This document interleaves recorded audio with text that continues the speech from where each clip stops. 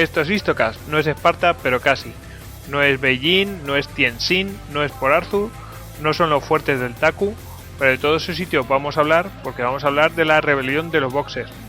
De esa rebelión que para los chinos es levantamiento, porque rebelión es despectivo. Y bueno, esa rebelión ocurrió entre junio y agosto de 1900, y para hablar de todo de este tema, que fue inmortalizado en la famosa película de Charlton Heston de 55 días en Pekín, pues tenemos a Tony, @Lord Cirencester. ¿Qué tal, Tony? Buenas tardes, muy bien. ¿Y tú? Muy bien, aquí, preparado. Ni hao. En fin. Ni hao. Tenemos también a Jesús, @Bucaner en Twitter. ¿Qué tal, Jesús? Bien, aquí listos para hacerle frente a estos boxers. Sí, ¿tienes talismanes de protección? Sí, he hecho un par de ceremonias para evitar que me alcancen sus balas. Vale, pocas tenía, pero bueno. Pues aquí tenemos también a David, @David Nagan en Twitter. ¿Qué tal, David? Nada, aquí, preparados para hacer frente a estos occidentales. Pues nada. Bueno, pues yo soy Gojix, @Gojix _Salduero. Y a todos nosotros nos podéis seguir en @Istocast, en Facebook, en Google Plus, y por supuesto nos podéis dejar audios en nuestra página web istocast.com, y ahora incluso nos podéis valorar pues las entradas que hagamos, aunque en realidad son de los propios audios que tenemos, pero también hay comentarios sobre los propios audios que bueno, podéis valorar si os gusta, si es acierto o no acierto, ¿no? y poner estrellas y tal. Bueno, en fin, vamos haciendo pequeñas mejoras. Bueno, pues si queréis pasamos al tema, porque aquí hay muchísimo de lo que hablar. Así que bueno, podemos pasar sobre todo cuáles son los precedentes. Podemos hablar de la postrera situación de China en esa época. China no era ni la sombra de lo que había sido, y realmente en algún momento de la historia China fue pues la vanguardia del mundo, aunque aquí en Occidente no lo supiéramos, pero eso es así, que fue de esa manera. Y en el siglo XIX pues ocurrió una serie de desgracias, la verdad, bueno, una decadencia que podríamos hablar en realidad de por qué fue, pero no es el tema que nos incumbe ahora mismo. Pero el siglo XIX viene muy mal para China. Realmente empieza los problemas con las naciones extranjeras empiezan realmente con las guerras del opio. Con una y otra, con las dos guerras del opio, pues realmente fueron haciendo una serie de concesiones a las naciones extranjeras, especialmente al Imperio Británico, que pues desembocan en esta situación. Pero bueno, hay una serie de conflictos. Estos son los dos conflictos más importantes, pero hay una serie de altercados y conflictos que los chinos van cediendo poco a poco, pues van haciendo concesiones comerciales, territoriales, que le llevan a esta situación. Entonces, bueno, alguno quiere hablar, por ejemplo, Tony quería hablar de este tema. Sí, si bien destacaron muchos conflictos con las naciones occidentales durante los años 50, bueno, 1850-1860, por esa época hubo también la rebelión Taiping. Es una de las guerras más cruentas de la historia. Las estimaciones hablan entre 20 y 30 millones de muertos, lo cual pues para una guerra del siglo XIX es una bestialidad. Y fue una rebelión muy curiosa, porque voy rápidamente con ello, que un funcionario cantonés que suspendió unas oposiciones, empezó a tener visiones místicas y se decidió proclamarse el hermano menor de Jesús en la tierra y proclamar una nueva dinastía que trajera la paz mundial en China, deponiendo al imperio Qin.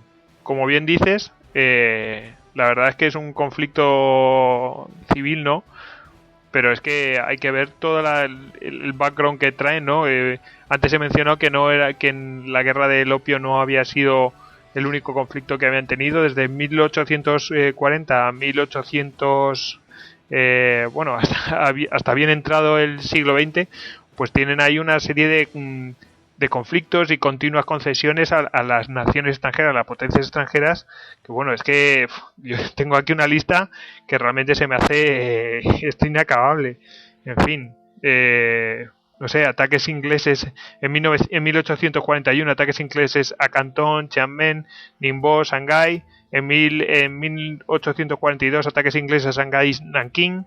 Anexión de Hong Kong por parte de Gran Bretaña.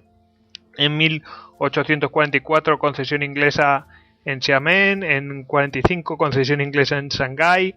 En el 49, concesión francesa en Shanghái. En 1850, anexión de la desembocadura del Amur por los rusos, violando tratados, ¿sabes? Directamente. En el 54, anexión de la orilla norte del Amur por los rusos. En el 56, bombardeo de Cantón por los ingleses. En el 57, bombardeo de Cantón y de los fuertes del río Haige por los británicos y franceses. En el 58, ocupación de Cantón y de la desembocadura de Haige. Los rusos ese mismo año ocupan los territorios situados en el sur.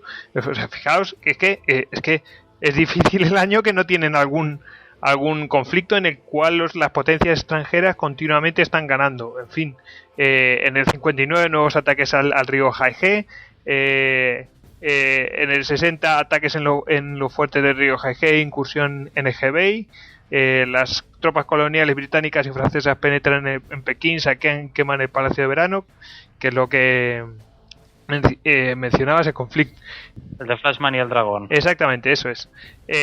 Los ingleses se anexionan la península de Yuilong, o Kowloon, vamos. Concesión, también una concesión inglesa en Tianjin. En el 61, concesiones inglesas en Hankou, Cantón, concesiones francesas en Cantón y Tianjin. En el 62, concesión inglesa en Jiangxi. En el 63, concesión internacional de Shanghái. O sea, en general, ¿no? Directamente. Los franceses bombardean el puerto de Yanping en Taiwán. En el 71, los rusos ocupan el territorio de Ili. En el 74, ataque japonés a Formosa y anexión de las islas Ryukyu por el Japón. En el 81, los rusos anexionan definitivamente una parte del territorio de Ili ocupado desde 1871, es decir, directamente ya ceden los chinos. En el 84, el almirante Courbet bombardea Fuzhou y hunde la flota china de Magway y bloquea los transportes de arroz entre Shanghái y China del Norte con la esperanza de hacer pasar hambre a Pekín, o sea, directamente ya haciendo que el pueblo se vuelva en contra del sistema imperial. En el 85, los franceses ocupan las islas de Penghu y una parte de Taiwán. Y en el 87, anexión definitiva de Macao por los portugueses. O sea, que es continuamente una cesión tremenda. Y bueno, yo ya quería mencionar los 5 que me quedan, ¿no? Ya que estoy. En el 95, anexión de Taiwán y de las islas Penghu por el Japón. Concesiones alemanas en Hankou y Tianjin. En el 96, concesión rusa y concesión francesa en Hankou. En el 97, Alemania anexiona las regiones de Qingdao y Jiangsu en el Shandong. Concesiones japonesas de Suzhou y Hanzhou. En el 98, los ingleses anexionan la región de Weihai en el Shandong. Los rusos la de Dalan y Lusun, o sea, Port Arthur, al sur de la península del Liandong. Y concesiones japonesas de Hankou y Shashi, Tianjin y Fuzhou. Y en el 99, los franceses anexionan la región de Zhejiang y una concesión japonesa en Xiamen. O sea que esto es un poco pestiño, pero es que realmente nos estamos dando cuenta que realmente pasan 60 años de calamidades, de humillación continua a las potencias exteriores. No sé cómo lo veis vosotros. Hombre, yo veo que es digamos que China al final del siglo XIX, si vemos un mapa del mundo, creo que es el único estado, digamos, europeo no europeo, que sigue teniendo un gobierno propio. O sea, el mundo es una colonia inmensa de Europa, de Francia, de Inglaterra, aún están en los países americanos, bueno, que recién independizados, aún así sí que ya han sido ya colonizados y tienen, digamos, esa cultura occidental. Y digamos que el único país que queda en la faz de la Tierra con un gobierno propio es China.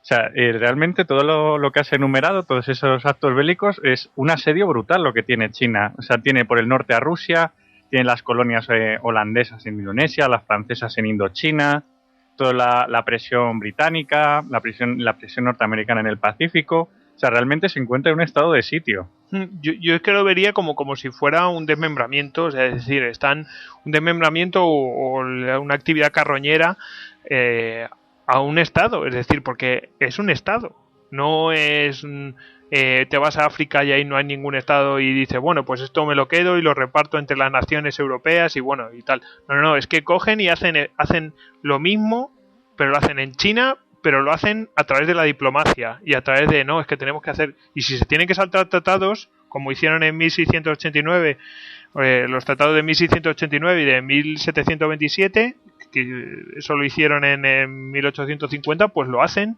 y como nosotros ponemos las reglas, pues lo ponemos. No quiero ser muy pro-chino, pero es que aquí hay una serie de razones pues que realmente son aplastantes.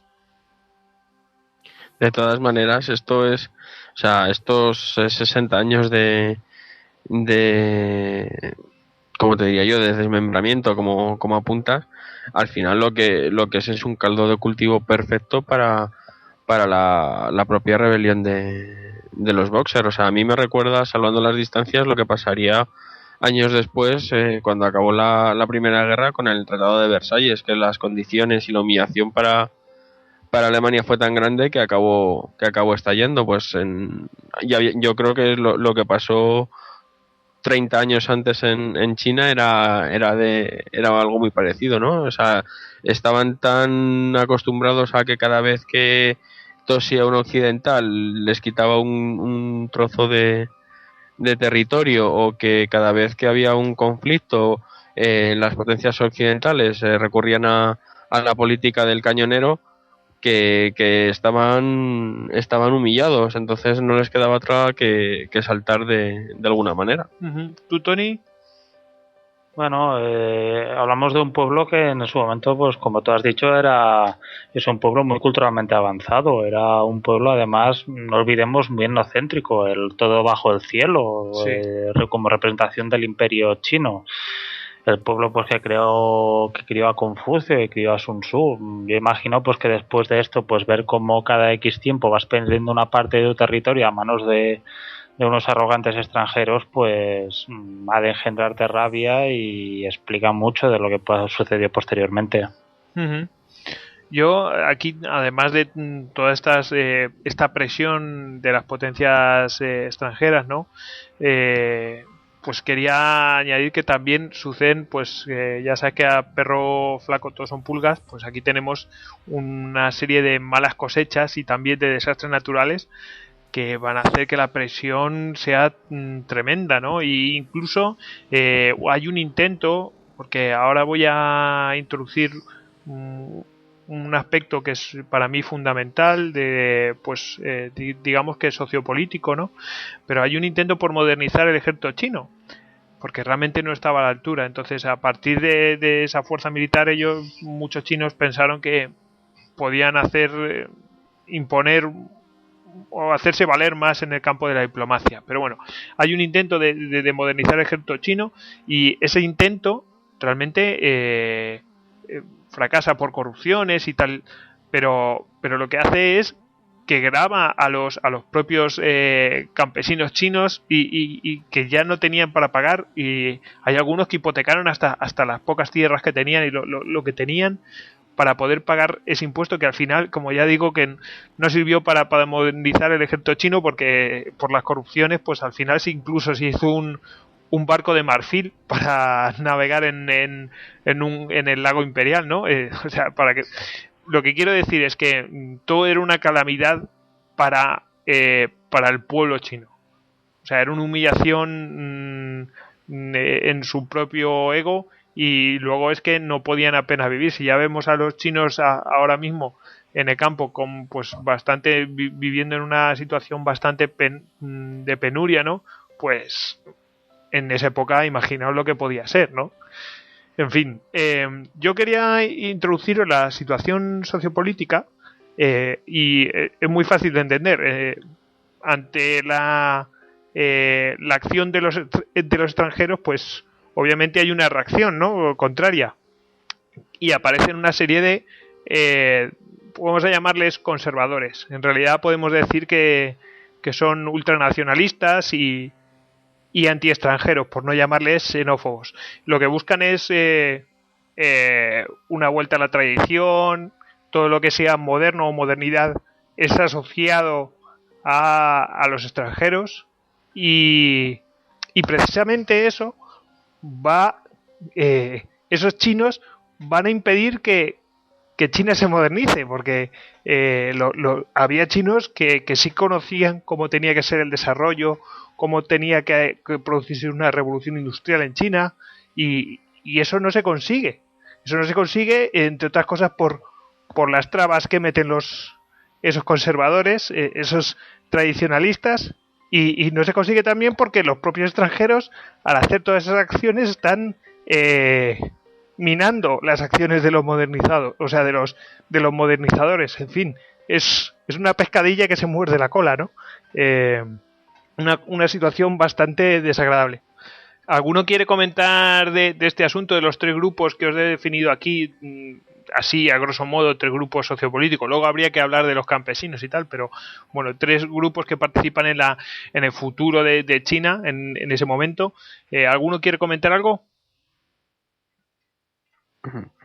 Bueno, quizá más que, bueno, va bien la definición de conservadores, podría darse hasta también un poco de tradicionalistas, Sí. Deseando pues mantener esa tradición china de cultural, de tecnología propia, de mantenerse fieles a sus raíces y con la mínima inferencia extranjera. También hay que decir que había muchos negocios por allí puestos en medio.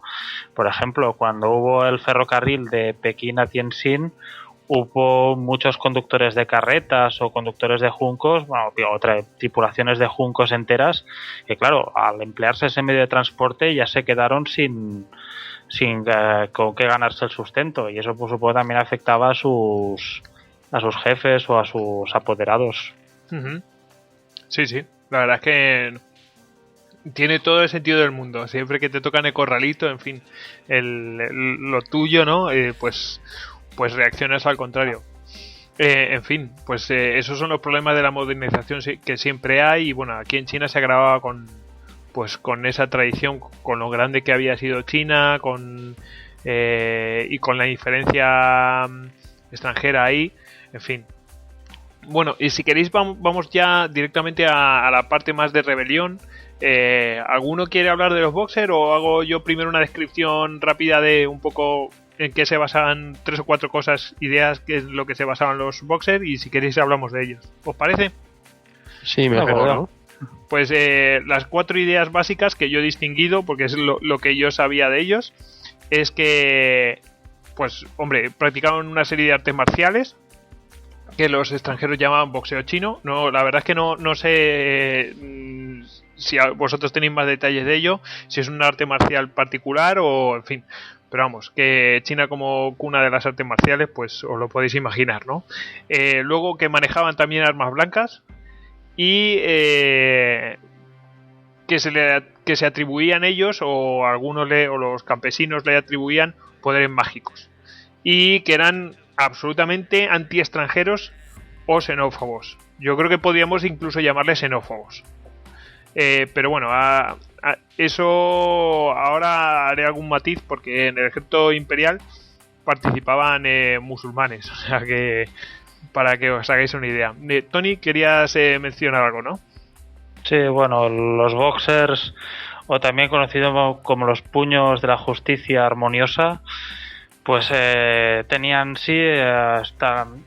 tienen dos paradojas que son muy curiosas. Primera, que es que yo, me gusta mucho el tema, me he documentado también bastante para este podcast, pero es que no hay ningún líder destacado. O sea, así como nuevamente en toda rebelión o o levantamiento, ves un líder destacado. Aquí no, es muy curioso porque, o sea, no es una rebelión basada pues en una figura personal terminada, sino que es una rebelión basada en unos principios. Uh-huh. Y también decir de que, bueno, no dejaba de ser muy populares también, porque imagino pues que al campesino chino en plena época de depresión y recesión así, pues bueno, venían esas gentes que además vestían de forma con turbantes y ropajes de colores amarillo, rojo, muy chillón, y bueno, y hacían números pues muy circenses. Ellos hablaban de que a base de hacer ejercicio, de unos ejercicios que hacías, podías entrar pues con una especie de contacto místico con unos espíritus que te daban pues unos poderes, y uno de los poderes era que las balas no te afectaban, que no te hacían daño, y muchas veces pues hasta hacían demostraciones un poco circenses, como disparar un mosquete sin bala a una persona, algo que pues un especialista quizá notaría, pero bueno, campesino ignorante analfabeto pues le parecía como una cosa súper mágica. Uh-huh. Y también decir de que muchas veces cuando estos hechizos fallaban pues siempre hablaban de pues que quizá hubiera alguna cosa que corrompiera el entorno, como una mujer menstruando o que la persona hubiera comido ajo. O sea, que era bastante posible, vamos, que sucediera algo así. En fin. Y no deja de ser curioso también toda esta mística, porque hombre, se da en China, pero también posteriormente, si miras por el mundo, se da en los indios norteamericanos, en todo ese movimiento animista que después llevó a la masacre de Wounded Knee, o también, pues un poco más cerca, a los propios rebeldes mahdistas en la guerra de Sudán. Uh-huh. Decían que su fe por el Islam pues les hacía inmunes a las balas. No deja de ser una cosa, un movimiento un hecho muy común en tres ejemplos pues totalmente aislados, nada interconectados. Es curioso. Uh-huh. Aquí he conseguido aquí una serie de información, ¿no?, que a lo mejor es un poco revelador de cómo surge esto, ¿no? Menciona aquí que en 1896 la Tatao Yui, la gran sociedad, o sea, la sociedad de la gran cimitarra, pues que encendió o sea, que sí es cierto que no tiene un líder, pero sí que hay una sociedad o sea, un grupo que enciende una lucha, aquí la mencionan como antirreligiosa, contra los occidentales y los cristianos en general. O sea, hay que mencionar esto de los cristianos porque todo lo que sonaba moderno o con contacto con los extranjeros lo atacaban. En fin, y bueno, pues eso, pues que luego se extiende, que lo mencionan lo llaman los Jin de Tuan, pero vamos, que ahí aparece pues una chispa para ello, y pues los que crearon un germen de lo que fueron los boxers. En fin, bueno, pues podemos mencionar también que en esas fechas, en 1898, es decir, 2 años después de ese momento de esa revuelta antirreligiosa, pues hay un periodo que le llaman la reforma de los 100 días, que es que, pues digamos, los reformistas, los modernizadores, acceden al poder, empiezan a hacer reformas, pues en algún sentido ciertamente radicales para lo que era la mentalidad china de entonces, que lo que hace es encender más los ánimos de esta gente, ¿no? De los tradicionalistas, de los Jin Yetuan, ¿no?, de los boxers, y bueno, esos 100 días al final, pues para que os hagáis a la idea, pues terminan mal, porque termina ese periodo de reformas, deponen del gobierno a esos ministros e incluso los ejecutan. O sea, para que os hagáis a la idea de lo radical y lo grave que se estaba poniendo el asunto allí en China, ¿no? Cómo se tomaban las cosas simplemente por intentar modernizar China. Nadie se pregunta en plan, bueno, está equivocado. No, tú debes morir porque has ido en contra de lo que debe ser las cosas, de lo que pensamos que debe ser de nuestra tradición, en fin. Y bueno, pues básicamente podemos mencionar que... Bueno, Tony, ¿queréis comentar algo, no? Bueno, dentro de los boxers, que hablamos también de los cristianos, pues consideraban a todos sus enemigos unos demonios, y habían los demonios de primera clase, que eran los extranjeros, los demonios de segunda clase, que eran los chinos cristianos, y los demonios de tercera clase, que eran los chinos al servicio de extranjeros. Apunte enemigo. Sí, sí. Pues ahí tenemos a los 3 demonios, ¿no? En fin, para que veáis el enfrentamiento dentro de la sociedad china. Es decir, porque es que esto es un enfrentamiento civil. De tradicionalistas y luego contra los 3 tipos de demonios, ¿no? En fin. Y por qué no funcionó una revolución industrial allí en China, ¿no? Bueno, vamos a mencionar brevemente qué es lo que ocurre, ¿no? Aunque después iremos más en detalle. En el 19 de... Eso fue en 1898, lo de la reforma de los 100 días. Pero ya en el 1900, es decir, 2 años después, el 19 de junio, se ordena pues la expulsión de los extranjeros de Pekín, o su reclusión dentro del barrio diplomático. Bueno, más que su reclusión, se ordena que se vayan y se les da 24 horas de escolta imperial, ¿no? 24 horas, que es una cosa que es... Ya veremos que es no anecdótica, pero era una pantomima, ¿no? Y el 20 de junio las hostilidades se desatan con el asesinato del embajador alemán. Luego entraremos más en el tema, pero bueno, vamos a pasar a la rebelión. Ya había sucedido en China y era absolutamente incontrolable. Luego veremos qué cantidad de boxers, porque no eran 3 o 4 matados, no, eran muchísimos, y que era una cosa incontrolable. Y bueno, se produce esa rebelión. El gobierno imperial, realmente la emperatriz, pues y alguno de sus ministros o príncipes, pues no tiene más remedio que ceder a eso, o prácticamente se vería arrastrado por esa marea, ¿no? Y se pone del lado de los tradicionalistas, y también como respuesta a ese periodo de la reforma de los 100 días, ¿no? Pues esa respuesta tradicionalista pues es la rebelión de los Boxers. Y aquí pues ya podemos pasar a la parte de organización y defensa. Pero antes, Tony, ¿querías hablar otra vez? Bueno, todos recordamos 2 curiosidades sobre el tema del asesinato del embajador alemán. Primera, pues que bueno, no fue antes que él, el día 11, el embajador, bueno, uno de los miembros de la embajada japonesa, Sugiyama, que intentaba escaparse a Tianjin, pues fue el primer diplomático extranjero muerto por los valientes de Hanzhou, por las tropas irregulares imperiales musulmanes al servicio de China. Y después hay una cosa muy curiosa, y es que, bueno, en los inicios de la prensa y así, y los primeros rumores sobre la noticia del asesinato del embajador alemán, que tienen lugar el 20 de junio, salen en prensa ya el 16 de junio. O sea que ya está planificado. Bueno, ya la gente debía decir, ha pasado algo por ahí, algún diplomático ha muerto. No deja de ser muy curioso. Sí. Esto es como cuando salió la declaración de guerra contra Estados Unidos, ¿no? De Pearl Harbor, como dijimos en el anterior podcast. Dijimos, no, es que había salido el día antes la declaración de guerra en Japón ya. Qué curioso, ¿no? En fin, pero bueno, aciertan hasta con el embajador, ¿no?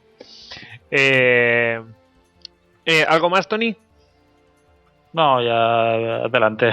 Ok, pues si queréis vamos a hablar, pues en esa situación pues se organiza una defensa en el barrio diplomático, porque claro, dicen, bueno, aquí nos van a matar a todos, ¿no? Porque como has mencionado, ya 2 diplomáticos que están muertos, obviamente salir ya cuando te dicen que te tienes que largar y que te dan 24 horas de escolta, quiere decir que es que te pueden matar. Y de hecho es que han matado diplomáticos. Salir del barrio diplomático era prácticamente la muerte, ¿no? O la muerte segura directamente. Entonces pues se organiza una defensa del propio barrio diplomático. Y bueno, pues aquí podemos hablar de las fuerzas contendientes. Yo aquí, si queréis mencionar algo, me interrumpís, por favor, porque ya aquí voy a relatar una serie de cosas que no voy a parar. Bueno, pues por parte extranjera había 473 civiles extranjeros de las siguientes naciones: principalmente, Alemania, Austria-Hungría, Bélgica, Francia, Estados Unidos, España, Reino Unido, Italia, Japón, Países Bajos y Rusia. Y había 409 soldados de 8 países, que son los de la Alianza de las 8 Naciones, ¿no? Que los tengo aquí, a ver, que os lo comento. A ver, son Alemania, Austria-Hungría, Estados Unidos, Francia, Italia, Japón, Reino Unido y el Imperio Ruso. Bueno, pues esos eran los 409 soldados. Y tenemos la primera pregunta de uno de nuestros oyentes, de Mario Correal Naranjo, que nos pregunta que si llegó a haber tropas españolas en Pekín. Bueno, pues ahora si queréis lo comentamos, pero yo como me he buscado la respuestilla, pues te intento responder. Básicamente es que no, porque tras el desastre del 98, pues el peso económico y militar de España era anecdótico, y bueno, que sí que teníamos presencia diplomática en Pekín, y yo diría que hasta bastante importante, ¿no? O por lo menos muy simbólica, porque el embajador Bernardo José de Cologan pues era el decano diplomático del cuerpo diplomático allí en la ciudad, y bueno, pues ahí suceden la firma y la organización de la defensa, pues sucede ahí en la sede diplomática de España, lo cual es bastante curioso, ¿no? Y bueno, pues se decide no intervenir, a pesar de que nosotros sí que teníamos una representación misionera muy importante, y como mucho se envían promesas al resto de naciones para enviar un buque para hacer una expedición para salvar a esta gente que está aquí en el barrio diplomático asediados, ¿no? ¿Alguno quiere mencionar algo? Bueno, decir que en la película de 55 días en Pekín sale esta escena, cuando preguntan al embajador español y simplemente dice, bueno, no tenemos tropas, os damos apoyo moral. Sí. Es una de las escenas que sale, muy curiosa. Sí, es que hay que ver que España es aliada del desastre del 98, es decir, que no... que realmente estaba ahí, que eran restos. Junto a Estados Unidos, que hace 2 años había estado en guerra con España. Claro, y es que en los años anteriores, o sea, incluso habían vendido, y lo que poco que le quedaban, que eran las Marianas, si no recuerdo mal, y otras islas que ahora mismo no me acuerdo, se las habían vendido a Alemania. ¿Perdón? La isla de Montserrat, una de las islas del Pacífico, me acuerdo, como catalán la recuerdo, la isla de Montserrat se vendió a Alemania, creo. ¿Se vendió a Alemania? 1900 y poco. Sí. Sí, porque Estados Unidos creo que solo de las Marianas se quedó con Guam, con la isla de Guam. El resto luego fueron vendidas a Alemania. Sí. Pero de todas maneras, más que el tema de tener que luchar junto a los Estados Unidos y las repercusiones que después de lo de Cuba y Filipinas podía tener, yo creo que es más un tema de la situación económica y social en la que se encontraba España. Ten en cuenta que hay el tema en la rebelión de los Boxer, la necesidad hace extraños compañeros de viaje. O sea, ten en cuenta que rusos y japoneses lucharon codo a codo, y 3 años después estaban matándose ellos mismos en Manchuria. Estaban dándose tortas, sí. Sí, bueno, todas las potencias acabaron buenas, 14 años después. O sea, por eso te digo que les importó poco en aquel momento lo que les interesaba. Yo creo que las delegaciones diplomáticas en aquel momento no eran rusos, no eran japoneses o no eran americanos. Básicamente lo que eran era gente intentando salvar el pellejo. Sí, yo creo, Jesús, que la delegación española en China estaba muy ligada en ese momento a lo que había sido, claro, la posesión de Filipinas. Tener Filipinas tan cerca de China, sí que había ahí unos lazos económicos. Entonces ya realmente España en China pues pintaba poquísimo. Sí, no, es que realmente lo que tenían era una representación de misioneros, entonces estaban allí casi testimonialmente. De hecho, se da orden en los años subsiguientes a la rebelión, se da orden de cerrar la embajada, cosa que no ocurre, no llega a cerrarse por razones que desconozco, pero sí que se da la orden de cerrarla, y al final, pues por H o por B, pues no se termina de cerrar. Tony, ¿qué me he colado con lo de Montserrat? A ver, Lo que se vendió fueron las Islas Carolinas. Las Lo de Montserrat se ve que había sido británica desde hacía tiempo. Carolinas y Mariana. Equivocarse. Las Carolinas, Truk, Cusalle, Palaus. Es las Palau. Joder, sabía que había un acrónimo en catalán. Bueno, pues nada. En fin, que tiene boca se equivoca. Sí. Bueno, pues fe de rata, ¿eh? Y que muchos lo único que ven son errores nuestros, pero nosotros también los vemos, ¿eh? En fin. Pues nada, vamos a pasar ya hemos mencionado los soldados de 8 países, pero también quiero mencionar, y antes lo he mencionado, es que también había 3.000 chinos cristianos que se refugiaron ahí.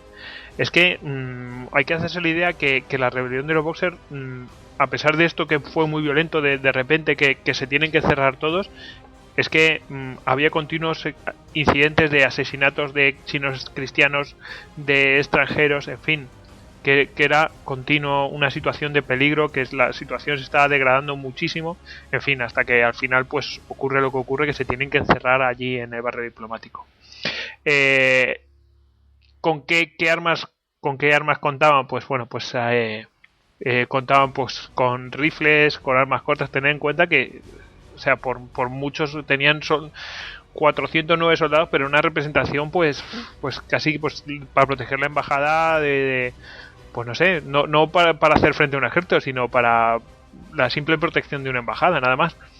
Y pues contaban con rifles, armas cortas. Llegaron a contar con 3 ametralladoras y el famoso cañón internacional, que nos pide Víctor Fernández, @bicho_Fernández en Twitter, nos dice que hablemos, dice, espero que habléis del cañón internacional. Bueno, ¿alguno quiere mencionar el cañón internacional? Ver cuál era su composición. Venga, nadie se anima. La historia del cañón internacional es que un grupo de trabajadores chinos que estaban allá cavando las trincheras para defender las posiciones del barrio de embajadas, pues dio a parar con unas piezas de un cañón de la expedición anglo-francesa de 1860 que había quedado allá. Y bueno, y entonces pues saltó el genio, el espíritu pues un poco, bueno, no había aportación española, pero bueno, el espíritu de la chapuza, que es internacional, pues brilló por su presencia. Y bueno, el cuerpo del cañón se le puso pues, una cureña italiana, y se ve que se comprobó que unos proyectiles rusos, que los rusos habían traído los proyectiles pero no se habían llevado el cañón, se lo habían dejado en Tientsin, los muy apañados, pues eran compatibles. Qué suerte, ¿no? Y para dejarlo, pues esto, un par de... Sí, no, ahí tuvieron suerte, porque me parece entonces probaban el método tosco de dejarlos caer de gran altura, a bombardeo, pero ahí sí ya los pueden aprovechar. Y como tripulación para ello, pues un par de artilleros estadounidenses. Que no está mal. Bueno, pues ahí tenemos la historia del cañón internacional, que también se refleja en la película de los 55 días en Pekín, ¿no? Bueno, y el mando que se tiene de estas fuerzas, pues se le otorga al embajador británico para China, Claude Maxwell MacDonald, y al coronel japonés Shiba Goro.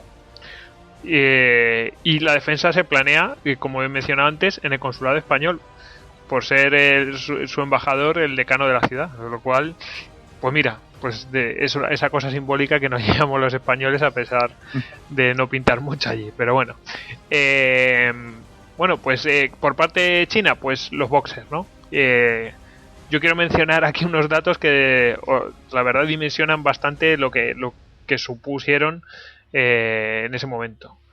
Se estima que eran unos 10 millones en toda China, lo cual es bastante terrorífico. Y en la campaña participan entre 50.000 y 100.000 boxers, que la verdad es que el abanico es muy amplio, pero bueno, que hablamos de decenas de miles de boxers en toda la campaña. Y luego en el asedio del barrio diplomático, la verdad es que se desconocen. Se habla de miles de boxers y no me extrañaría. Y por parte del ejército imperial, pues de 70.000 soldados imperiales. En esto aquí ya, pues os pregunto a todos una pregunta que nos ha dejado Miguel Martínez Cebreiro. Nos pregunta: ¿el ejército chino cómo era entonces? ¿Era un ejército regular a la europea con armamento e instrucción desfasada o era básicamente una amalgama de gente armada distribuida irregularmente que recibía el nombre de ejército, solo por estar encuadrada en una estructura de mando? En fin, yo lo que he averiguado es que, bueno, pues básicamente que utilizaban alabardas, espadas, había pocas armas de fuego y no estaban normalizadas dentro del ejército imperial. Y bueno, básicamente que era un desastre. ¿Vosotros qué opináis? ¿Jesús? Pues bueno, el ejército... Adelante, Jesús. No, yo creo que no era ni una ni otra de esas opciones que mencionabas, ¿no? Yo creo que era el ejército. O sea, hay que tener en cuenta que China ha sido siempre un país que no ha sido precisamente, no ha estado en contacto con el resto del mundo, y si bien tenía una estructura y había pues parte de lo que era un ejército en teoría oficial, ¿no? Eso podía ser así pues en la capital y en las zonas controladas fuertemente al 100% por el emperador, ¿no? Pero siempre había zonas que quedaba, el ejército era un poco más como te diría yo, estaba más al mando del gobernador de turno, del funcionario corrupto que tocara en aquel momento, y desde luego, no sé, ni punto de comparación con lo que era un ejército como podía ser el ejército inglés o el ejército francés, que estaban correctamente instruidos, con armas de fuego estándar, con unos suministros regulares. O sea, nada que ver. No tenía ni punto de comparación. Que no era un ejército regular, básicamente.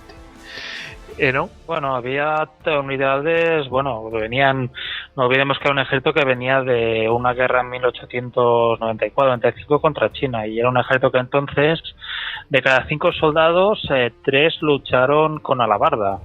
Entonces, claro, evidentemente Japón arrasó solo por la potencia de fuego de su infantería, y entraron en un proceso de modernización.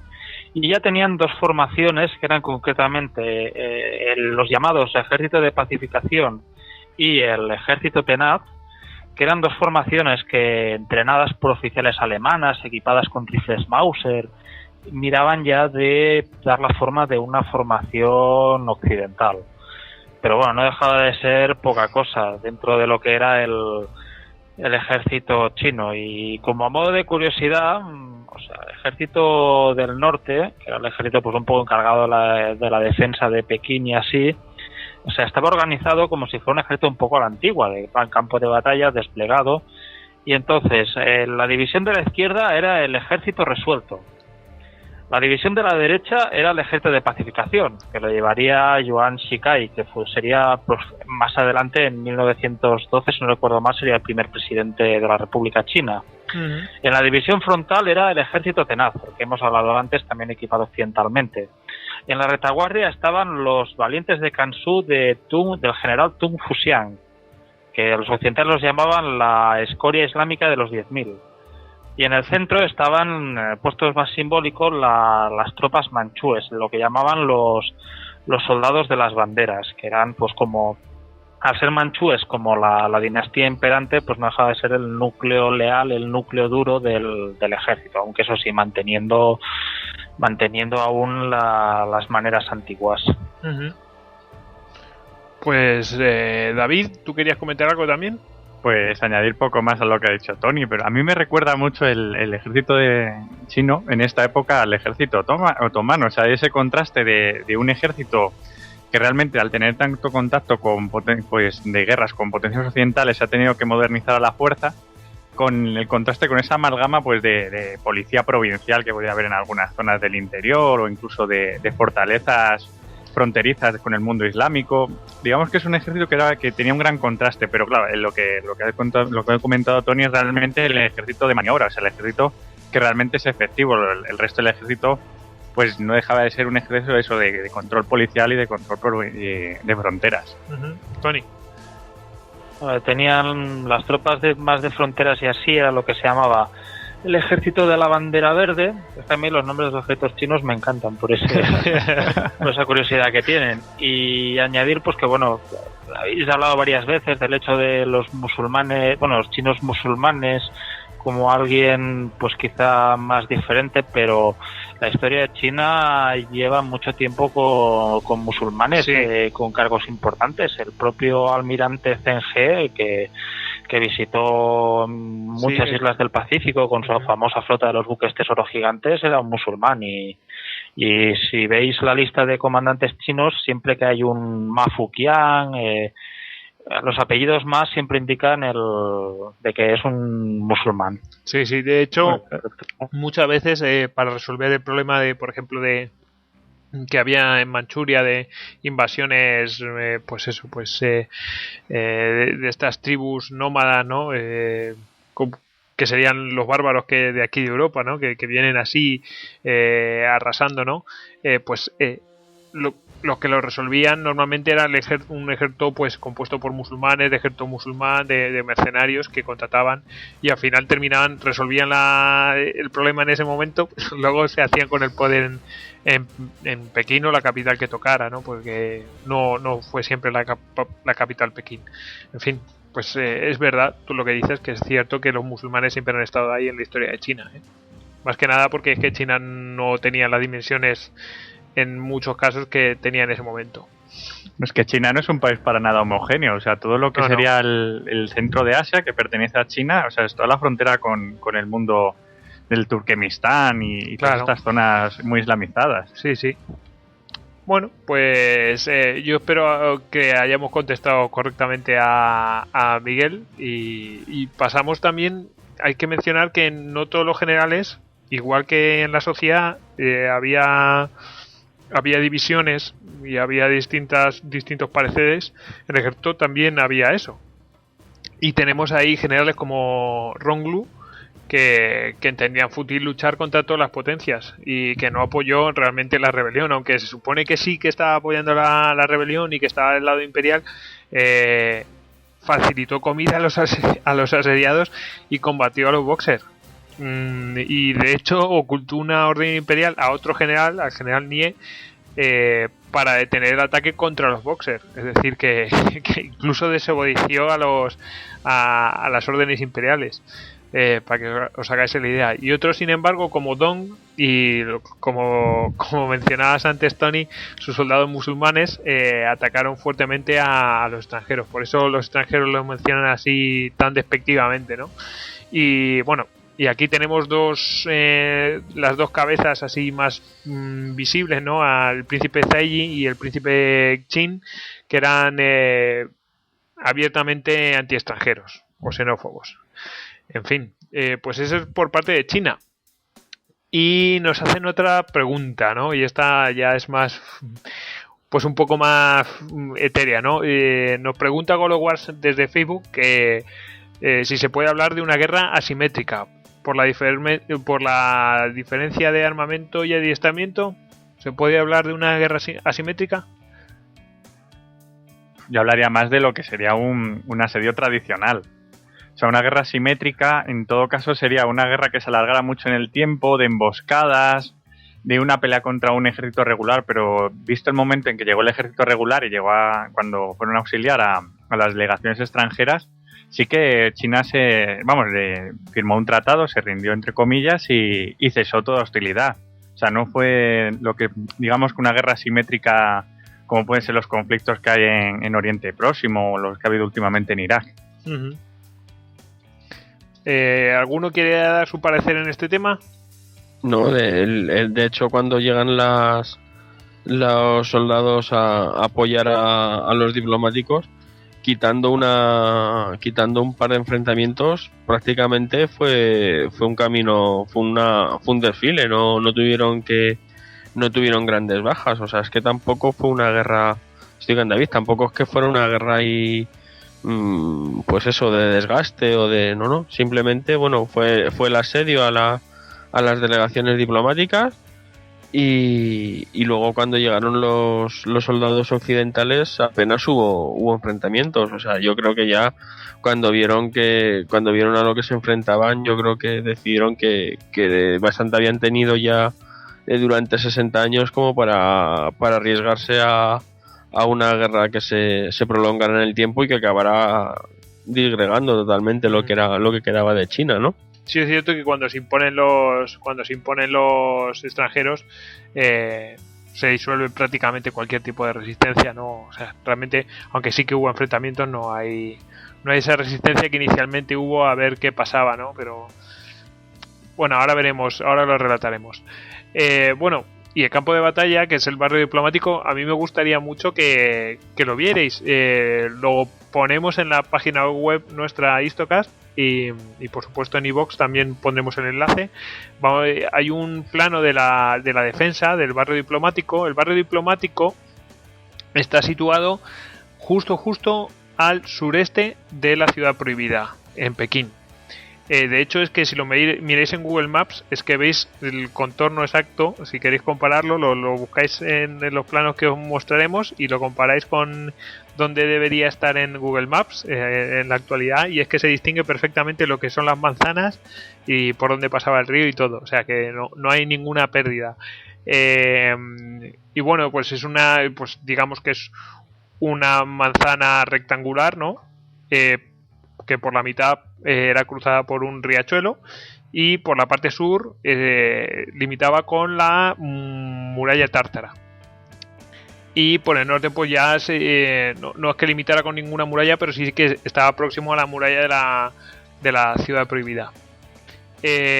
Bueno, pues los estadounidenses y los alemanes defienden la muralla tártara, que tiene 2 bastiones, y las zonas pues que corresponden adyacentes, que son las suroeste y la sureste.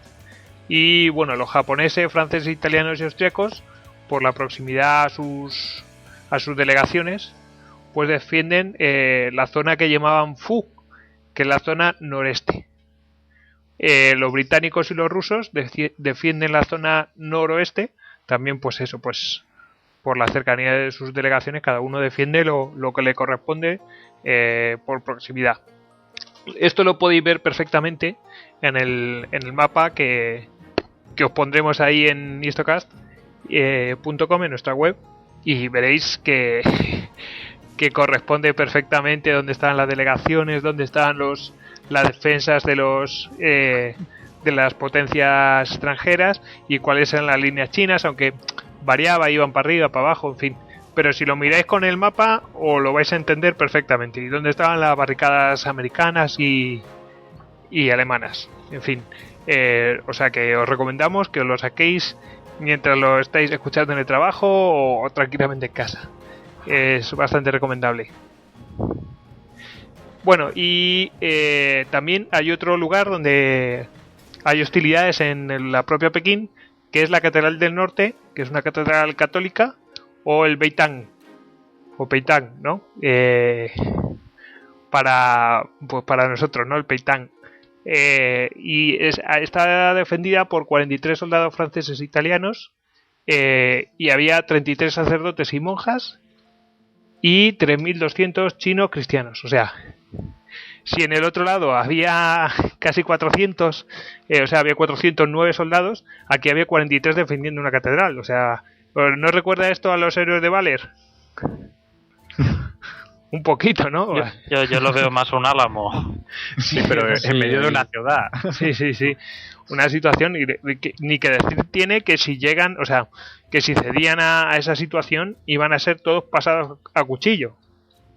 O sea, no quedaba ninguna duda. O sea, una pregunta, Goyo. ¿Y no hubo ninguna orden ni se intentó llevar a esta gente al barrio diplomático y sacarlos de allí? Es que el problema es que se vuelve tan virulento de repente que no había situación. De hecho, la delegación alemana estaba un poquito más alejada, ¿no? Y lo que, bueno, algunos dicen que fue esa la razón de la muerte del embajador, aunque yo creo que no, ahora lo diré por qué.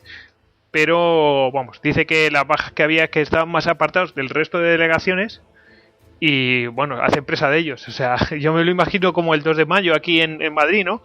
Que al francés que pillaban lo mataban, pues una cosa así, al extranjero que pillaban lo mataban. Llegó un momento que era peligroso salir y que no había garantías, y se atrincheraron y a ver lo que pasara, ¿sabes? O sea, ¿cómo debieron ver ellos que se encerraron? Hay que buscar el sentido común de lo que hicieron, ¿no? Y Y nosotros, fijaos que en el barrio diplomático se meten ahí, pues, 3.000 chinos cristianos, pero es que en la Catedral del Norte se meten 3.200. No cabían ahí todos. Claro, yo me pregunto, ¿esto es posible? Yo dudo de esa información, porque es que me parece... siendo China es posible. Joder, pero es que me parece increíble. ¿Y cómo los alimentas? ¿Y sus necesidades? O sea, 3.200 chinos metidos en una catedral. Me imagino que sería también con... No sé, pues será el edificio, porque es que con 43 soldados me parece difícil defender un recinto, ¿sabes? O sea... Hombre, por lo menos les dio tiempo a mandar una fuerza de soldados allá a protegerlo. Sí y no, a lo mejor estaban ahí, no sé, la verdad es que lo desconozco. Si alguno de nuestros oyentes lo conoce, pues que nos lo indiquen, nosotros lo haremos saber, ¿no? Pues fijaos, o sea, que esas situaciones que se están dando, y ahora empieza realmente, ahora voy a mencionar todas las acciones, ¿no? Que se van sucediendo fecha por fecha, y vais a ver que es una situación de desesperación, aunque hemos dicho antes que en cuanto ya se imponen las naciones extranjeras, ceden la resistencia, pero ellos hasta entonces es que pasan situaciones de inferioridad continuamente en número, pero aplastantes, y realmente situaciones muy muy muy muy difíciles, comprometidas, que realmente no se lo esperaban. Yo iniciaría, he dicho antes, yo iniciaría las hostilidades el 9 de junio, aunque ya he dicho antes que eso ya venía de lejos, ¿no? Que había habido asesinatos de misioneros, en fin, siempre se iba degradando, ¿no? Y el 9 de junio, ¿cómo lo debió ver el embajador inglés, MacDonald, que solicita refuerzos ante lo que está viendo, ¿no? Solicita refuerzos a Tianjin, creo que es, a Tianjin, solicita refuerzos al almirante Seymour. Total, que eso es el 9 de junio. El 10 de junio cortan el telégrafo los chinos, con lo cual ya se quedan incomunicados, no saben lo que pasa afuera, ni pueden decir, oye, venirnos a rescatar. Pues el mismo 10 de junio el almirante Seymour, que es inglés, pues reúne unos 2.000 hombres y salen desde Tianjin hacia Pekín. Pero, ¿qué pasa con estos? Que son rechazados a medio camino y, hacen una parte en ferrocarril, pero lo han cortado el ferrocarril, ¿no? Los chinos, y son tan copados por parte de los Boxer, que poco a poco y siendo asediados y tal, logran refugiarse cerca de Tianjin y ponerse a salvo y a trincherarse ahí. O sea, que es que no es que fueran a intentar ayudarles, es que tienen que poner a salvo su pellejo. Es una situación bastante difícil. Si quieres, Tony, pues desarrollas esta parte. Sí, el plan de Seymour pegaba de optimista. Bueno, si hubiera funcionado, el es que era muy optimista. Ya que no funcionó, pues podemos llamarlo inconsciente. Sí. ¿Por qué? Porque su idea, más que nada, era poner allí 2.000 soldados en un ferrocarril y salir a primera hora de Tianjin y plantarse al final del día en Pekín. ¿Qué pasaba? Primeramente, pues que con tanto optimismo cogió raciones solo para 3 días. O sea, que llegarían, pondrían ahí su bandera y, a ver, hasta hubiera sido una pesadilla logística si hubiera llegado hasta Pekín, porque son casi 2.000 bocas más que alimentar. Uh-huh. Entonces fueron avanzando, al final consiguió reunir las tropas, que eran 900 británicos, 400 alemanes, 300 rusos y pues unos cuantos italianos y austrohúngaros que estaban por ahí junto con algunos americanos. Y entonces cogieron el tren, se subieron. Pasa que una de las cosas que daba más rabia a los boxers eran los trenes. Sí, todo lo moderno. Que todo lo moderno, claro, imagínate. Los trenes ya era una cosa que sea muy superior. Sin ir más lejos, aquí durante las guerras carlistas, pues era muy típico en los carlistas que más estaciones de trenes. Y los chinos, pues como todo movimiento defensor de sus tradiciones, pues también el tren les atraía como las moscas a la miel. Entonces, pues bueno, fueron encontrándose obstáculos, a cada obstáculo pues también iba viniendo una emboscada, hasta que bueno, se encontraron con que no podían avanzar porque las fuerzas que tenían delante de boxers eran muy superiores, pero tampoco podían volver porque les habían destrozado allí el ferrocarril. Entonces, bueno, miraron de acercarse, allí tenían al lado el río Peijó, la principal arteria fluvial que desembocaba, que conectaba quizá Pekín con Tientsin. Y bueno, miraron de ir siguiendo el río hasta que a base de ataques, constante desgaste y emboscadas quedaban pocos, que consiguieron pues replegarse en un arsenal del ejército imperial en Xiu, me parece ser ya, sí, en Xiu. Entonces ellos se quedaron allí en una posición defensiva hasta que desde Tientsin un grupo de cosacos pues se abrió paso, los encontró y los escoltó pues de vuelta a Tientsin. Era una expedición que esperaban que hubiera durado un día y bueno, fueron 16 días de lucha, sufrimiento y desesperación. Al lugar este que llegan, antes de que los rescaten los cosacos, llegan el día 22 de junio. O sea, ya ahora veremos, o sea, que se supone que venían a rescatar a los otros y no regresan hasta Tientsin hasta el 22 de junio, o sea, al lado de Tientsin hasta el 22 de junio. O sea, fijaos la situación pues de antes que se da ahí. Bueno, hablábamos que el día 10 de junio pues sale Seymour, ¿no? Que eso también lo reflejan en la película, ¿no? Que van a recibir refuerzos y todo y al final no los reciben. El día 10 de junio sale Seymour con esos 2000 hombres.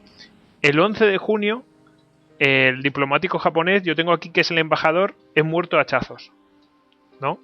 El 15 de junio empiezan a incendiar las tiendas que negocian con extranjeros. Eso, lo de los demonios de distintas categorías, lo que ha mencionado antes Tony, ¿no? O sea, fijaos qué situación. Es de tercera. Eso es de tercera categoría. Tú vete mencionándolo. Tercera categoría, tal. En fin, van en orden. Sí.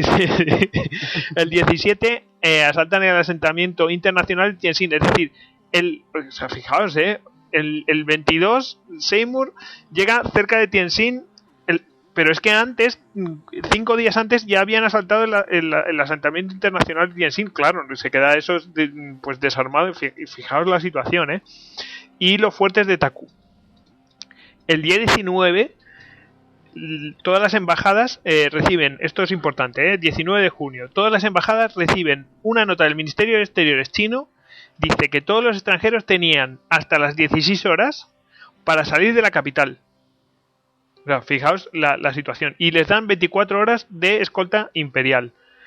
Claro, los embajadores, las delegaciones extranjeras solicitan una reunión a las 9 de la mañana del día 20. A ver qué pasa aquí, ¿no?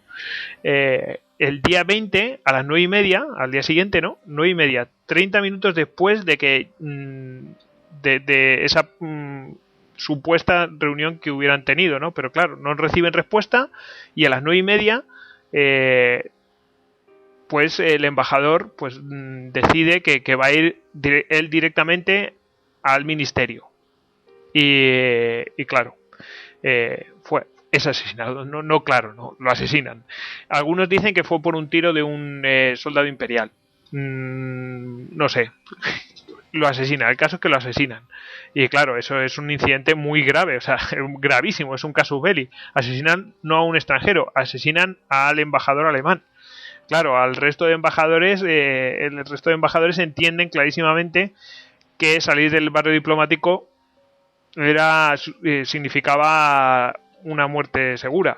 Y deciden que se quedan allí hasta que lo saquen a la fuerza, ¿no? A las 16 horas de ese mismo día empiezan a abrir fuego contra el barrio diplomático. O sea, fijaos, el Ministerio de Exteriores chino dice a las 16 horas, antes de las 16 horas tenéis que salir de la capital. Y a las 16 horas se empieza a abrir fuego contra el barrio diplomático. Yo creo que está muy clara la implicación del gobierno imperial. El 21 de junio China declara la guerra formalmente. Al día siguiente la declara directamente China, ¿no? Y el 22 y 23, bueno, pues ya empiezan los combates ya a saco paco. ¿Queréis comentar algo de todo esto? Bueno, el ataque de los fuertes Taku era... La logística en esa época era esencial los ríos. Era la forma más rápida de poder transportar tropas o suministros más rápidamente. Entonces, en Taku es donde desemboca el río Peijó al mar, que el Peijó es un río que cruza también Pekín. Entonces, para asegurar, como los chinos sabían de que esa arteria esencial, lo fortificaron pues con cañones Krupp y unas fortificaciones muy importantes. Y el propio día 17, cuando empezaron a llegarles las noticias y a los almirantes que estaban por allí y de la expedición de Seymour y así, pues y sin previo aviso, pues el día 16... No, perdón, el día 16 plantean a los chinos un ultimátum: o nos dais los fuertes por las buenas o los vamos a coger. Y entonces, pues bueno, hicieron una maniobra pues que todos los fans de la Segunda Guerra Mundial recordaréis por Singapur. Si todos los cañones apuntan al mar, pues nos infiltraremos por detrás y los tomaremos por detrás. Entonces pasaron por el río unas cuantas cañoneras con marinos y partidas de asalto y tomaron los fuertes pues con pocas bajas. Creo que fueron 172 bajas por parte de la alianza. Uh-huh. Pues y bueno, eso ya para los chinos fue casi ya como un casus belli. Bueno, esto ya no es solo contra los boxers, ya es contra el propio imperio. Claro. Sí. Claro, todo eso, fijaos, eso es antes de que me asesinen al embajador alemán. O sea, que ya eso ya prepuso a los chinos, pero lo que es cierto es que no podían controlar la rebelión de los boxers y al final de esa manera se implican los propios chinos. David, ¿tú querías mencionar algo? Bueno, completando lo que comentaba Tony, solo decir que el lugar obvio donde iba a empezar el conflicto iba a ser aquí mismo, en Tianjin. Tianjin es el puerto de entrada natural. O sea, cualquier fuerza que se quisiera posicionar para entrar en la capital o participar en el conflicto iba a tener que tomar estas posiciones. Uh-huh. Bueno, ¿tú, Tony, querías mencionar algo? Bueno, simplemente como sacando a colación el tema de lo del embajador alemán asesinado. Bueno, también decir pues que bueno, en la fuerza multinacional que se creó, pues Alemania consiguió poner a un general alemán al cargo, que era el general Alfred von Waldersee. Entonces, cuando se reclutó toda una brigada de voluntarios, la Ostasien Brigade, que una fuerza, se llamaba así, pero en realidad eran 2 brigadas de infantería y algunos ulanos, y cuando se despedían las tropas en Wilhelmshaven, camino de China, pues fue cuando el Kaiser Guillermo II soltó una frase pues que después se recordaría mucho en las hemerotecas, que decía algo así como: de la misma manera que los hunos habían traído el terror al corazón de los europeos, vosotros con vuestras acciones haréis que ningún chino vuelva a mirar a un alemán con desprecio. Joder, que fue después cuando toda la prensa británica desempolvó en 1914 esa frase para referirse a los alemanes como los hunos. Sí. ¿Eran los hunos? Sí. No, pero fijaos el endocentrismo que había, una situación, en fin, que luego explica lo que pasa después, ¿no? Pero bueno. Es muy como eso de Pérez Reverte en lo de La sombra del águila, que matan a un soldado y no pasa nada, pero matan a un general y todo el mundo se le pone las manos en la cabeza, sin cuartel. Sí. En fin.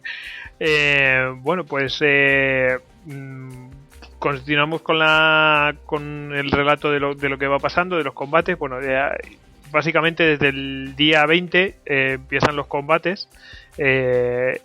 El día 22 y 23 de junio se empieza a utilizar una táctica pues que la llaman del terror, ¿no? Una táctica de terror china, que esto es como una tortura china, ¿no?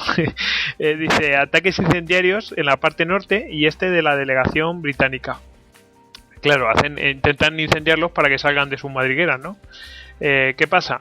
O sea, eso es bastante lógico, pero ¿qué pasa? Que al lado de la embajada británica, de la delegación británica, estaba la Academia Hanlin, que, así la califican como la quinta esencia del conocimiento chino. Y esa academia se quema y se pierde. Bueno, pues cosas de la guerra, cosas de, pues eso, de... Obviamente los ingleses no se iban a dejar ganar, o sea, porque les iba la vida en ello. Ahí sí hay que achacárselo a alguien, es a los boxers. por no tener cuidado de eso, tanto que querían la tradición, en fin, pues esa pérdida que se lamenta, ¿no? Del 23 al 25 cambian la táctica y empiezan a utilizar una que le llaman los propios aliados la táctica de la anaconda, que es rodear a los sitiados de barricadas e ir avanzando con estas palmo a palmo, ¿no? Obligando a retroceder a los defensores mientras se abre fuego a todas horas contra ellos, ¿no? Esta táctica realmente la sufrieron mucho los japoneses y los italianos. Y luego hay una parte que los propios sitiados se refieren, dice que, bueno, pues que luego al final no tenía mucho efecto porque no hacían cargas masivas, con lo cual hubieran acabado, pues ellos mismos reconocen que hubieran acabado con todos los defensores en una hora, es decir, que hubieran arrasado.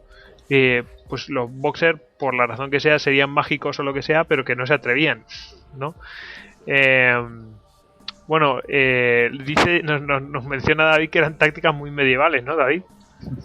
Hombre, la táctica que has comentado en la Conrad recuerda mucho a las tácticas de asaltos a castillos de la Edad Media, de ir avanzando las posiciones poquito a poco. Claro, es que... Para que fueran atacando a los arqueros. También qué armas tienen, ¿no? O sea, no tiene mucho que hacer, en fin. De todas maneras, es lo que comentabas tú. Yo creo que ahí los boxers pecaron de conservadores, porque simplemente si hubieran lanzado un ataque masivo hubieran sobrepasado sin ningún problema la línea defensiva, o sea, simplemente brecha, ¿no? por un hecho de capital humano, ¿sabes? Sí, una brecha simplemente. Sí, la cadencia de fuego no podría aguantar ese asalto. Efectivamente. Pero claro, ¿quién era bonito que se metía ahí? O sea, esto es como cuando cuando abrían una brecha en un castillo, ¿no? Y los ingleses le llamaban no sé si le llamaban los 15 de la gloria o algo así, que eran los que iban los primeros para entrar en la brecha. ¿Qué pasaba? Que esos casi todos morían, pero si ganaban se llevaban un botín tremendo. Pero claro, se jugaban la vida. Pues esto es un poco igual. A ver quiénes eran los boxers que iban los primeros. Es que siendo optimistas, estaban en siendo un pelín conservadores, ten en cuenta que los boxers estaban en una proporción de 10 a 1, o sea, 10 combatientes boxer por cada soldado occidental, con lo cual no, o sea, con las armas que tenían en aquellos momentos no había cadencia de tiro suficiente. De todas formas, nosotros nos reímos mucho de eso, pero claro, tú ponte en el lugar de un boxer que tiene una espadita y vete a enfrentar con un tío que tiene ahí un Mauser. Efectivamente, es que ponte ahí. Pero era lo que comentaba Tony al principio, no hay un líder clave, no hay nadie que ordene cómo se tienen que hacer las cosas, es, digamos, se parece más a un asalto popular. Sí.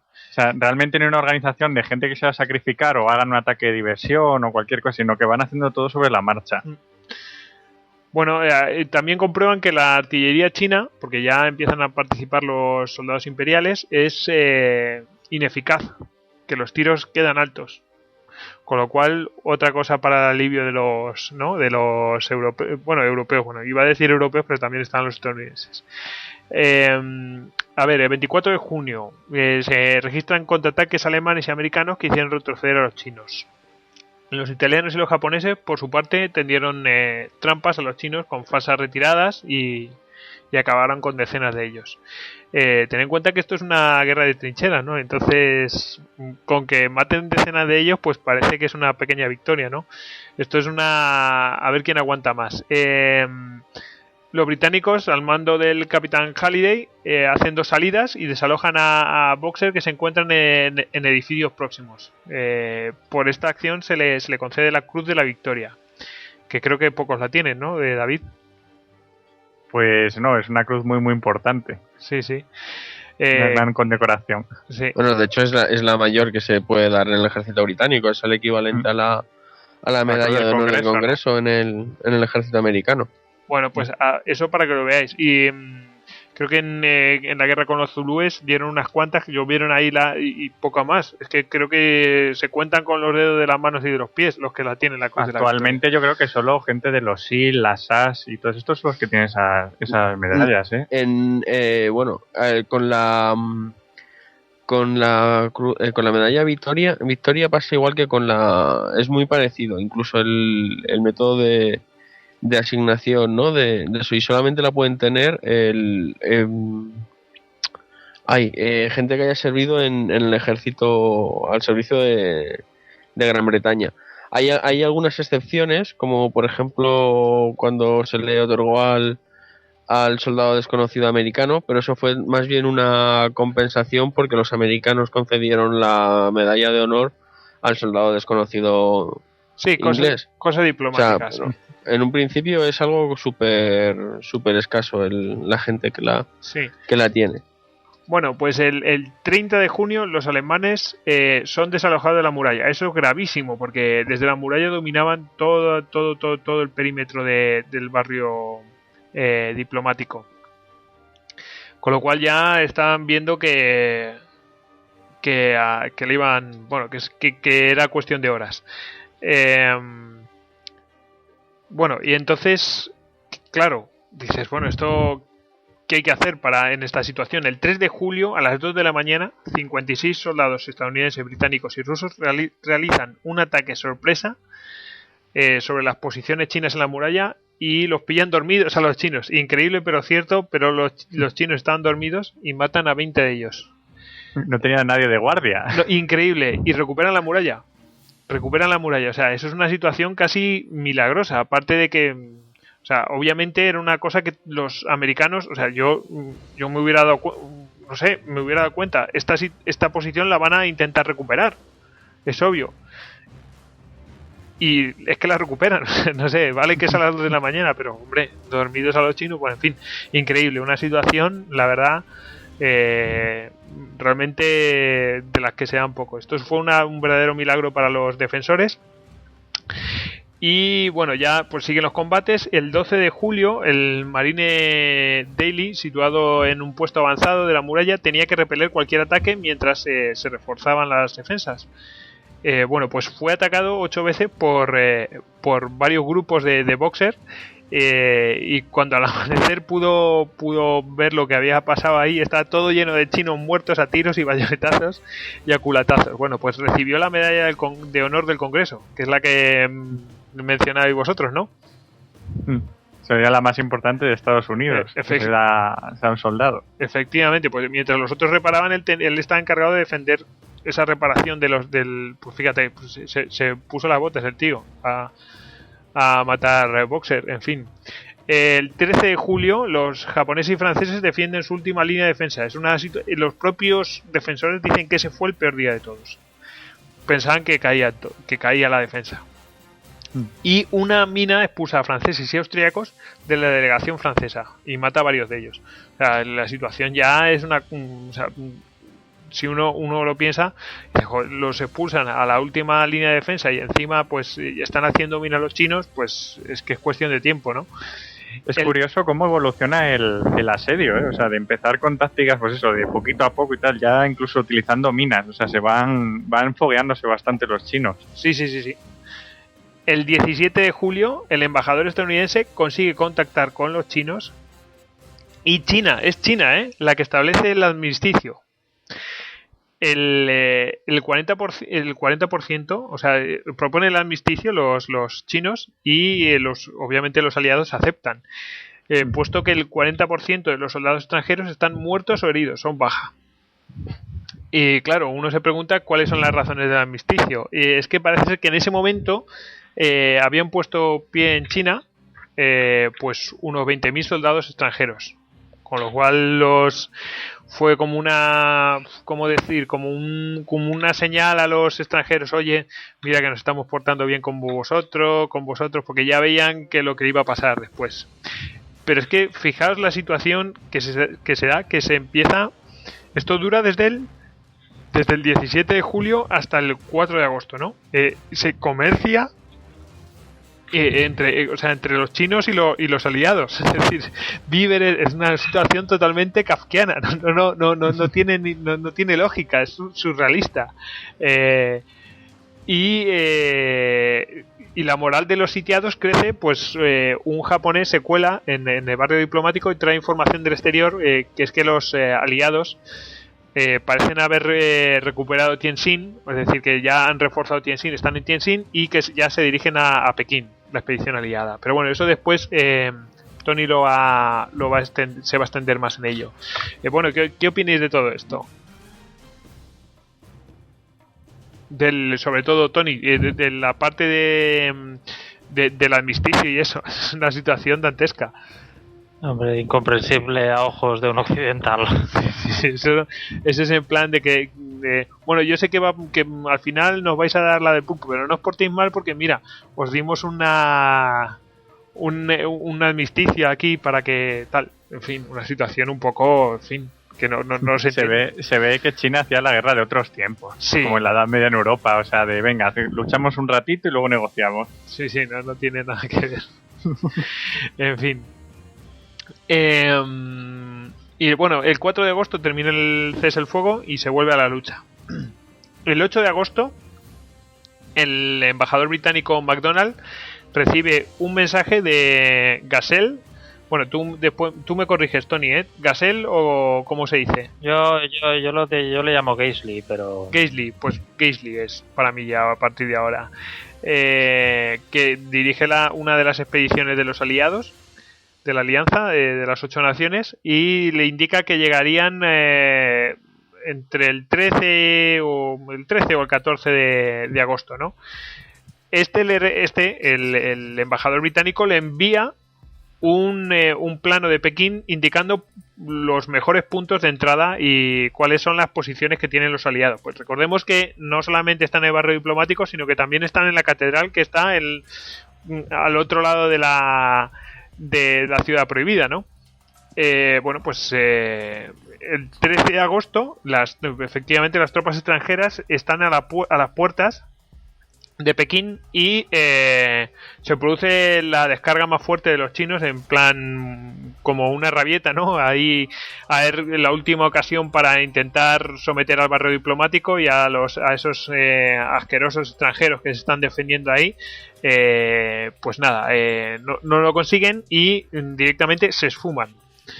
El día 14 las primeras unidades del ejército británico alcanzan el barrio diplomático a la tarde, y el día 16 las tropas japonesas llegan a la catedral católica, es decir, 2 días después. O sea, imaginaos, tenían que ir liberando la ciudad calle por calle, o sea, 2 días después las tropas japonesas llegan a Peitang o Beitang, que es la catedral católica que antes mencionábamos, y después justo llegan los franceses. Bueno, pues en este asedio, este largo asedio, ¿no?, que está representado en la película de los 55 días en Pekín, pues el balance son aproximadamente 53 militares muertos, 12 civiles muertos, y de heridos son 156 militares y 23 civiles. Y bueno, pues así termina este sitio. Pero esto no había acabado porque la rebelión seguía abierta. Entonces esta parte, la parte externa, la parte que continúa ahora y de la alianza de las 8 naciones, Tony bueno, yo aquí tengo que ser 50.000 soldados. Tony, ¿corresponden esos números a los que tienes tú?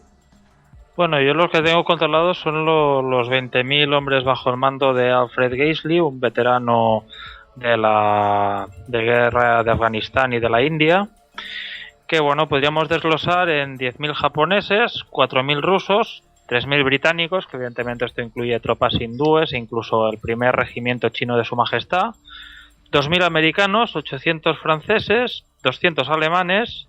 No olvidemos que el grueso de la expedición de la Brigada Oriental de Asia Oriental Alemana, con Waldersee a la cabeza, estaba en un punto determinado entre Wilhelmshaven y Taku. Entonces también tenemos 58 austríacos y 53 italianos con 70 cañones y piezas de artillería diversa. Entonces toda esta buena gente pues se reunió allí en el Taku y su primer objetivo fue Tientsin. Tientsin, bueno, el asedio de Pekín fue muy mediático, pero el de Tientsin también fue destacable. Y en Tientsin hay que destacar sobre todo pues que el trabajo defensivo lo llevó a cabo un ingeniero de minas norteamericano que respondía al nombre de Herbert Hoover, que los más aficionados de la historia recordaréis como un futuro presidente de los Estados Unidos. Sí, señor. Sí. Y nombre de una presa. Es verdad. También, sí, señor. A lo de Las Vegas. En fin. Entonces, Tientsin, si no recuerdo mal, sí, la liberan el 14 de julio. Tras una serie de combates que destruyen los arsenales de Tientsin y del arsenal imperial de Sioux. Entonces ya entramos en la parte que es el camino hasta Pekín. Se organizó muy rápidamente y entonces, pues bueno, se fueron avanzando, hubo un par de escaramuzas y pequeñas batallas y hasta que las fuerzas de Galsy llegaron hasta las puertas de Pekín. Entonces, el asalto a Pekín demuestra a veces la teoría de que, bueno, a veces los aliados suman mucho, pero también te pueden restar o te la pueden liar mucho. Porque, bueno, Gisli, antes de iniciar el asalto, pues montó un consejo de guerra y acordó, pues bueno, diferentes puntos de ataque. Los británicos atacaban una puerta, en principio los rusos tenían que atacar la puerta Tungchi. Los americanos atacaban la Tungpien. Los japoneses la puerta Chihua y los británicos la Xiahu. Y el asalto tenía que empezar el 15 de agosto. Entonces, bueno, la idea era pues pernoctar el 13 y entonces ya el 15 empieza el asalto y los días antes dedicados a preparativos. Pero los cosacos rusos pues vieron en el 13 llegan a Pekín y a las afueras y dicen, bueno, podemos empezar el asalto. Aquí hay una anécdota también muy buena durante el camino y era que constantemente los japoneses miraban de ir delante y los rusos miraban de superar a los japoneses. Lo cual, pues hombre, no deja de ser un poco slapstick. Pero ya llegaremos al gran punto de lío, la auténtica rusada, que es que el propio día 13... No, perdón, la mañana del día 14, pues el día 14 mismo, los rusos, bueno, dicen, mientras todos estaban ya preparando sus campamentos así, dicen, bueno, nosotros lo tenemos claro, vamos a atacar. Atacamos ya, vamos a abrir el fuego porque esto está ya preparado. Y entonces, pues atacan. Y para sumar más lío, atacan la puerta que tenían que atacar los americanos. O sea, allí el plan ya se fue al garete. Y bueno, entonces, claro, los japoneses vieron que los rusos estaban atacando y los japoneses dijeron, bueno, no vamos a ser menos. Nosotros vamos a atacar nuestra puerta y atacaremos también la puerta a los rusos. Y se lanzaron allí como campeones. Claro, ya Gisli ya dijo, bueno, de perdidos al río, pues nenes, todos para adelante y ataquemos. Bueno, también claro, es que la puerta... Dime. También es que Gisli, por lo que he leído por ahí, es que él recibió la información del plano de por dónde se entraban, ¿no? Pero lo ocultó a sus aliados. O sea, también es que si tú ocultas todas esas cosas y lo que venían a decir es que Gisli lo que hizo es, bueno, os reparto por estas puertas las que tenéis asignadas, pero era para que se partieran un poco la pana y él llegar primero, llevarse la gloria a liberarlos. ¿Qué es cierto en eso? Al final los rusos hicieron que sus planes no salieran bien. Pero claro, nos encontramos con una gente, con los americanos, que se encuentra con su puerta asaltada, bueno, su puerta ya tomada por los rusos y bueno, al final dicen, bueno, vamos a atacar una muralla. Y entonces, pues bueno, se encontraron el programa de que, claro, ellos su idea era atacar una puerta, no una muralla, no habían llevado nada ahí, ni escaleras, ni útiles de asedio. Y entonces nos encontramos con con un corneta, con el corneta Calvin Titus. El corneta Calvin Titus ofrece voluntario al general Chaffee, el padre del futuro general Adna Chaffee Jr., que será el padre del arma blindada americana. Pues le ofrece al general Chaffee de subir la muralla él con sus propios medios, escalando. Pues en plan como si fuera un rocódromo sin seguro. Y empezó pues a subir, a trepar. Siguiendo su estela, pues fueron varios americanos más y pues subieron la muralla y se encontraron pues que no estaba defendida. Claro, yo imagino que los boxers debían decir, bueno, no van a atacar este punto, no vamos a concentrar las puertas que es donde van a atacar. Pues Titus subió hasta allí, luego subió un compañero suyo con una cuerda, empezaron a subir pues soldados americanos por allí, Hasta que al final, pues un grupo cogió cañas de bambú, improvisó una escalera y empezaron a subir los americanos a aportar fuego, apoyo de fuego a las tropas rusas. Hay que decir que a Titus le dieron la medalla de honor. Y bueno, pues así fue el asalto, cada cual a su aire. Como dijiste tú, pues al final los británicos fueron los primeros en alcanzar el barrio diplomático. Y aunque los británicos me han de llegar a Beitán para poder liberarla lo más rápidamente posible, pues encontraron que los japoneses les habían anticipado. Pues sí. Bueno, para que veáis. Es que es muy slapstick, es muy. Sí. Todos por aquí, por allá. Ahora, vaya. Es Nosotros somos casi más churros, no una puerta, dos puertas. Era un casi como una melee. Era como una melee de rugby, ¿sabes? Sí, Así sí. todos. Cada uno por donde pilla. Y voy, oye, dejadme a mí la muralla. En fin, es una situación lamentable, ¿no? En fin, qué tremendo. Pero bueno, eso también explica un poco. Por ejemplo, tú has mencionado que la ciudad prohibida la tomaron los americanos. Bueno, los americanos la atacaron. Sí. Pasa que, claro, la ciudad prohibida no deja de ser pues un montón de palacios. Y a cada palacio que iban entrando, pues bueno, se encontraban fuego, les venía fuego de tropas imperiales por 3 lados. Entonces conseguían asaltar, avanzar, pero continuamente pues eran detenidos, seguían avanzando hasta que, bueno, ya tenían ya a punto de tomar ya los palacios principales y recibieron la orden de Geisley de que, bueno, por el bien de la cooperación, porque no pareciera ahí que uno fuera a tomar un objetivo más importante que el otro, pues Geisley le dio instrucciones a Chaffee de que el asalto cesara. Y pese a las bajas que yo creo he encontrado aquí, bueno, no tengo número de bajas ahora mismo. Pues pese a que tuvieron bastantes muertos y así, pues bueno, tuvieron que abandonar la ciudad prohibida. Lo cual no debió sentarle nada bien, porque para algo murió esa gente, ¿no?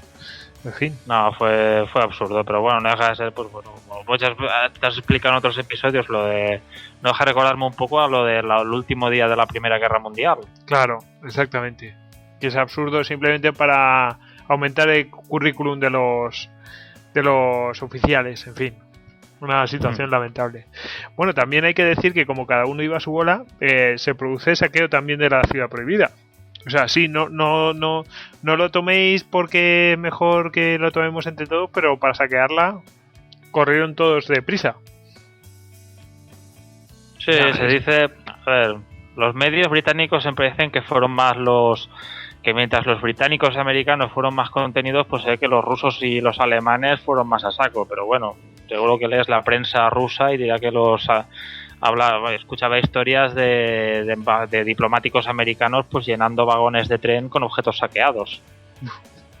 No se sabe. Buah, pero vete a saber lo que hay en el British Museum. Sí, casi que fue saqueado. En fin, me voy a ahorrar la opinión del British Museum. No sobre lo que has dicho tú, sino en general del British Museum.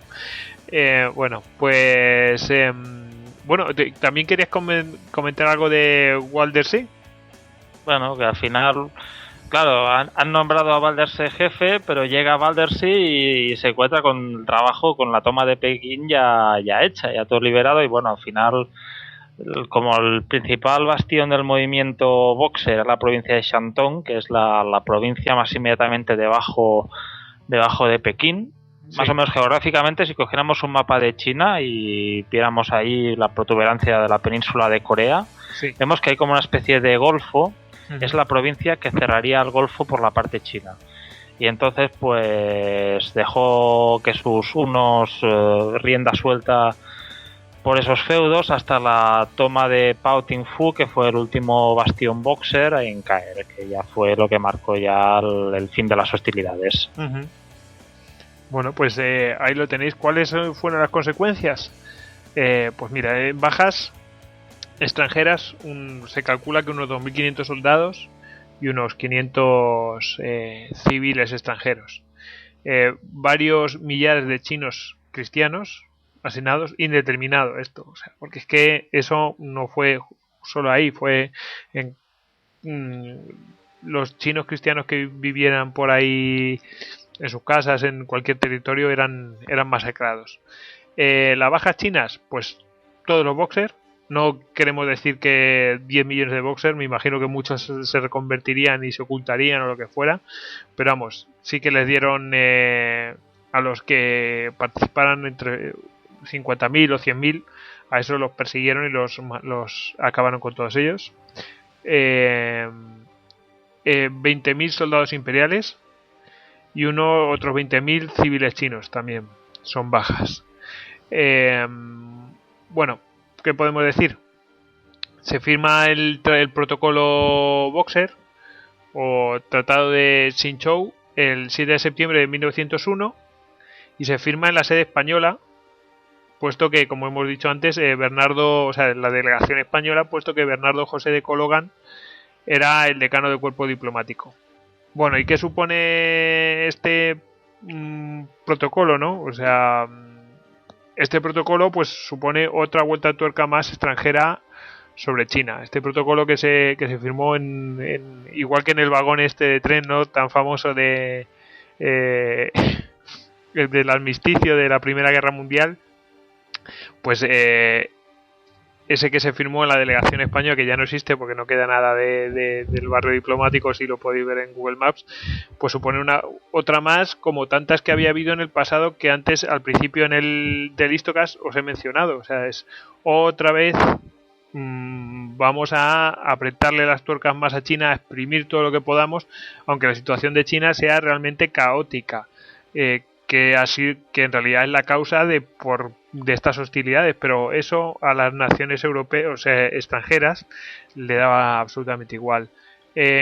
Tony, tú tenías aquí que las reparaciones de guerra eran equivalentes a... Sí, lo que se había acordado era el equivalente al Producto Nacional Bruto chino de esa época. Con un interés... Y los pagos se hacían con unos intereses del 4%. Uy, impresionante. En fin, yo tengo aquí la cifra, para que nos hagamos la idea, son 333 millones de dólares a los vencedores durante 40 años. O sea, es una situación tremenda. Bueno, como el caso de Alemania, que el año pasado acabó de pagar las reparaciones de la Primera Guerra Mundial. Sí. No, pero aquí hubo otro caso que como mencionó Jesús al principio, poco después iba a ocurrir la guerra ruso-japonesa. O sea, esta alianza duró poquito, ¿no? Porque Japón, que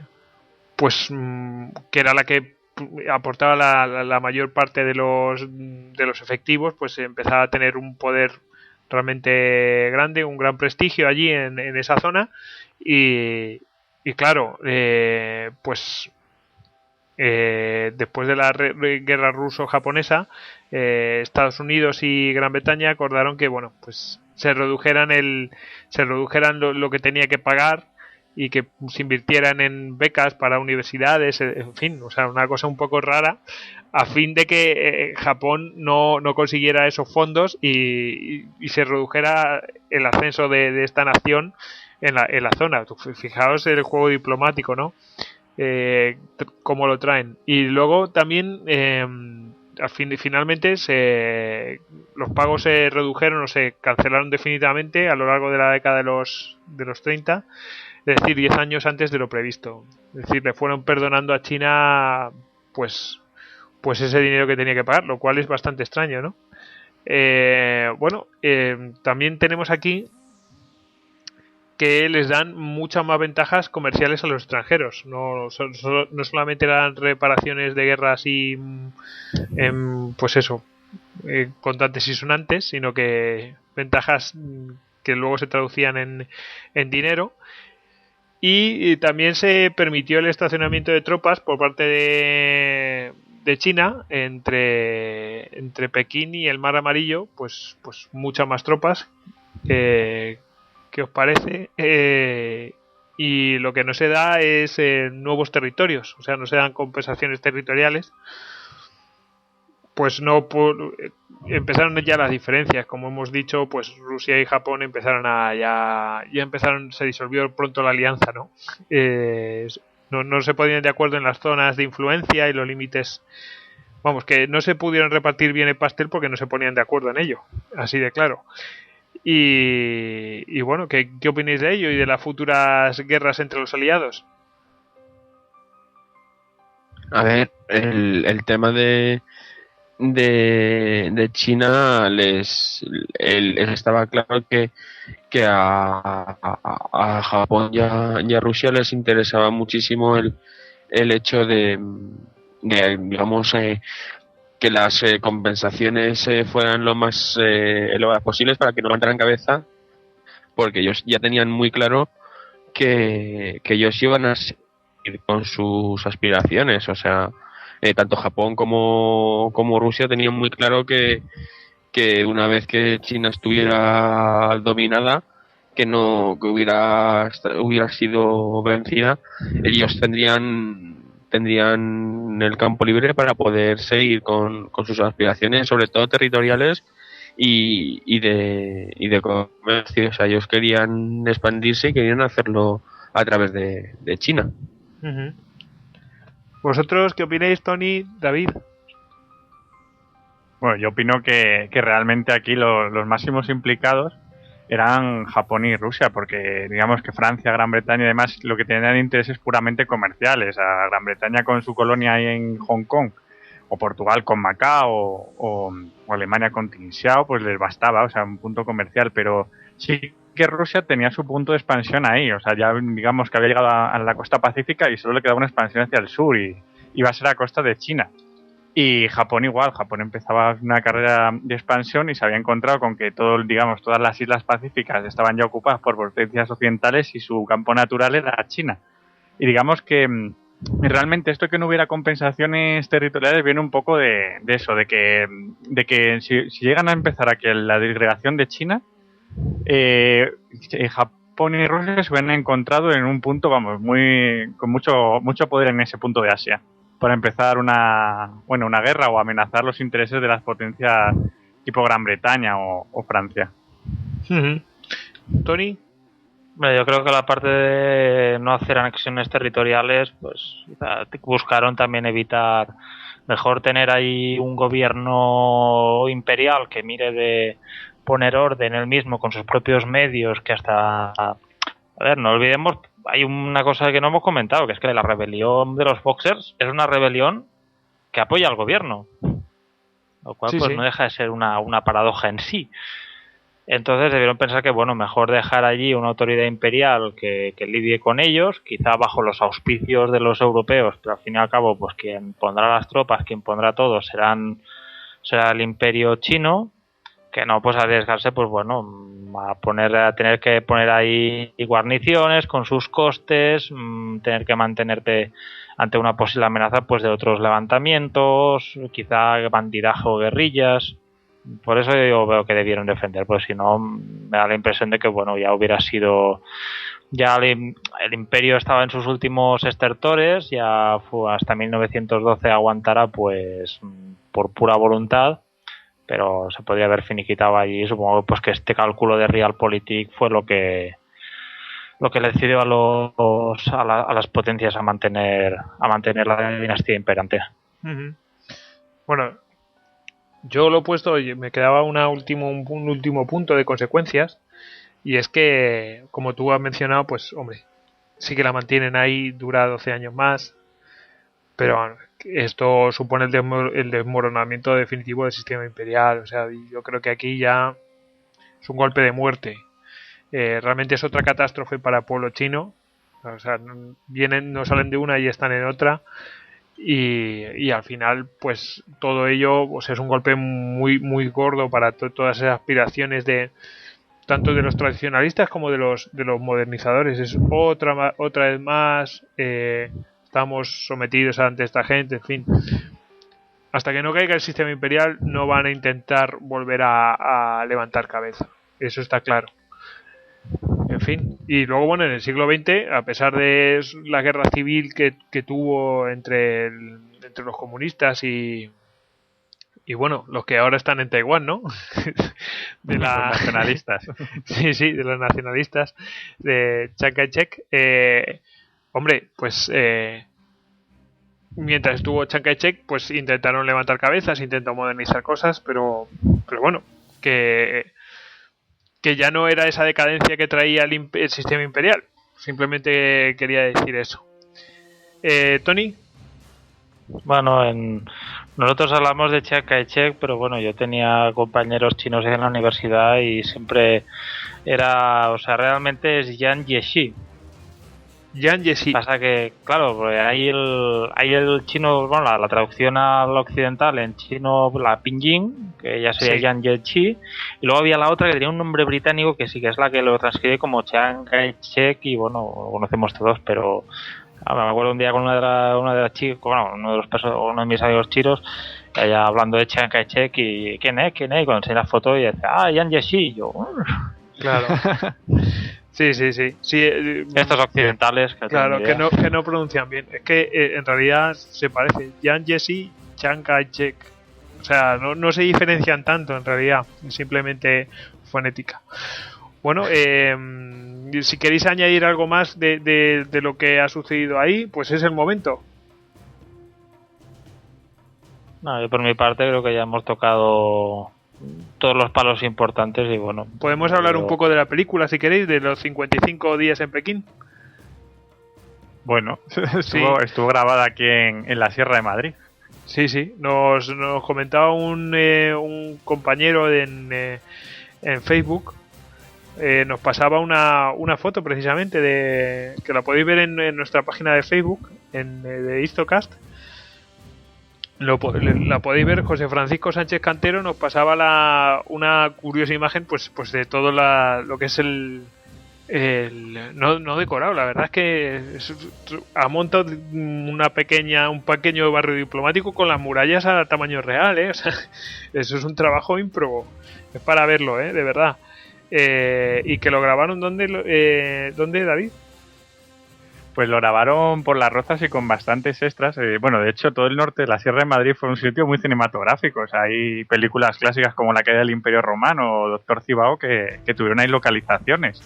Y eso era básicamente, pues fíjate, los extras que tenían. Entre las bases que se encontraban por el Goloso o la de helicópteros de Colmenar y los propios gente de la Sierra, como en Colmenar Viejo, que los vaqueros hacían de la caballería en las películas de indios y de romanos. Fijaos. Lo que fue un trabajo de chinos fue conseguir todos los extras chinos que fueron necesarios, porque claro, no había la inmigración que había ahora, y se tuvieron que recorrerse la geografía entera para mirar de conseguir extras chinos. Sí. Bueno, pero vamos, los extras de fondo, que los que no se vean las caras suelen ser la gente de estos pueblos, que si ahora mismo vas, muchos de estos abuelillos que hay en las plazas de los pueblos han salido en películas y han recibido broncas de grandes directores por adelantar a los actores protagonistas de las cabalgadas. Bueno, pues ahí lo tenemos. Bueno, es que el otro día creo que la echaron en Telemadrid, la película, en fin. Decía uno de nuestros oyentes que en su tiempo pues él estuvo recorriendo todos los videoclubs de la ciudad para conseguir esta película. En fin, pues nada, ahora en internet te la echan o por cualquier canal, pues te lo echan una vez al año por lo menos, ¿no? Bueno, cine clásico. Sí, clasiquísimo. No es muy de Semana Santa, pero siempre la cuelan. Exactamente. Bueno, y recomendar, por supuesto, un libro de referencia de historia china. Para mí el libro de referencia, por supuesto, es el de El mundo chino de Jacques Gernet. Ese es el libro de referencia. Bueno, pues nada, hasta aquí todo. Así que podéis despediros. Despídete, Tony. Bueno, nos vemos en el próximo podcast. Si no es en Pekín, será en Pocón. Sí, esto viene de un vídeo que retuitearemos después. En fin. Bueno, David, despídase usted. Pues nada, un podcast más y seguiremos con ellos. Sí. Un saludo a todos. Jesús. Bueno, encantado como siempre. Encantado de estar aquí. Pues nada. Bueno, pues nada, que nos despedimos todos. Ya sabéis que nos podéis seguir en @Histocast en Twitter, en la página de Facebook, en Google Plus y en la página de histocast.com, por supuesto. Pues nada, hala, a despedirse todos. Bueno, hasta luego. Chao. Adiós. Semper Fidelis.